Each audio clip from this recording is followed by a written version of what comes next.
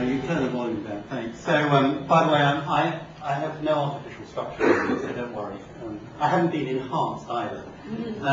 So, in essence, that's actually what happened, believe it or not. And the knock-on effect on the housing market and house values, when nobody trusts anymore but the entire market and all of the knock-on effects across all credit classes, and you've seen the result. And that takes an incredibly long time to unwind because it's a fixed real asset. This is not a financial asset. It links to houses. And the houses have to be foreclosed. And foreclosure actually means you take someone's house and you kick them out, right?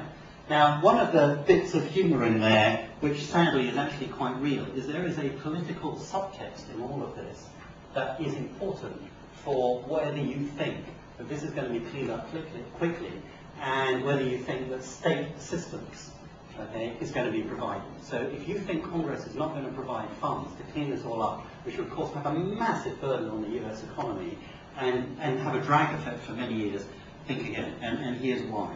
Do I have to click again? There we go.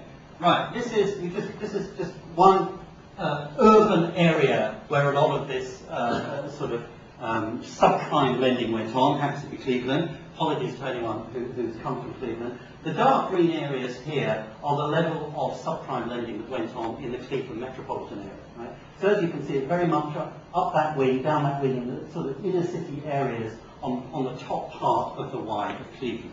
This is the black majority areas. Right? The African American, I should say, if I was American, but I'm not.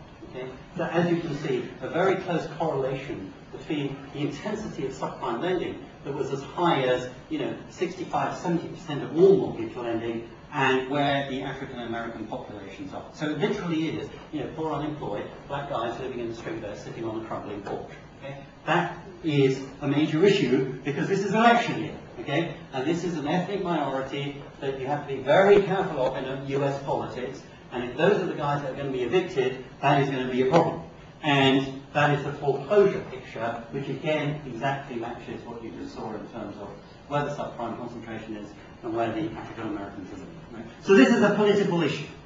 Okay? Do not make no mistake about it. There is a lot of political, there's a subtext here, and people aren't talking about this too much, but the US government are well aware of this, the presidential candidates are well aware of this. Whatever noises Congress make, there will be massive gobs of public assistance because you can't be throwing out hundreds out of a non-deposit taking, non-federally insured institution. Investment banks are not banks, they're not meant to rescue them. I've never rescued an investment bank in my life. At any time in the Asia crisis, and we did all the bank rescues, we didn't rescue investment banks.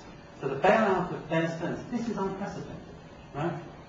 The first decline in US household wealth for 5 years since the telecom, that is unprecedented, right? The world's richest country is getting poorer. The foreclosure data is scary, right? Look at the numbers for yourself.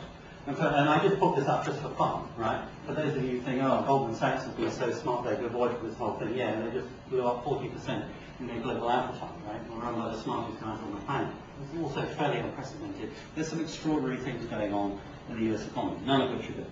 So we worry on raw economic data, which is what we look about, we worry. Now, the reason we worry so much is naysayers like me on the US economy, I've long not been a fan of the US economy, for those who follow us.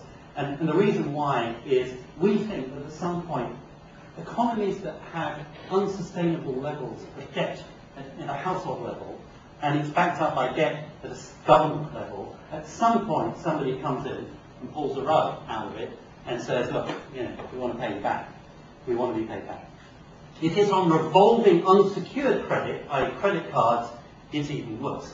So why we're so negative, and clearly, as you can see, I'm in the pessimist school rather than the optimist school here, and I've been fairly pessimistic about the US economy for a long time, is for one simple revert to mean pattern that we see in the long run in all economics of all countries at some point, which is that when you have levels of debt that go well above matching levels of savings, and therefore consumption is not being supported by some granny saving here, and some young person over here with a family is going and spending on credit and borrowing on a credit card. That's fine, there's nothing wrong with that so long as it balances out.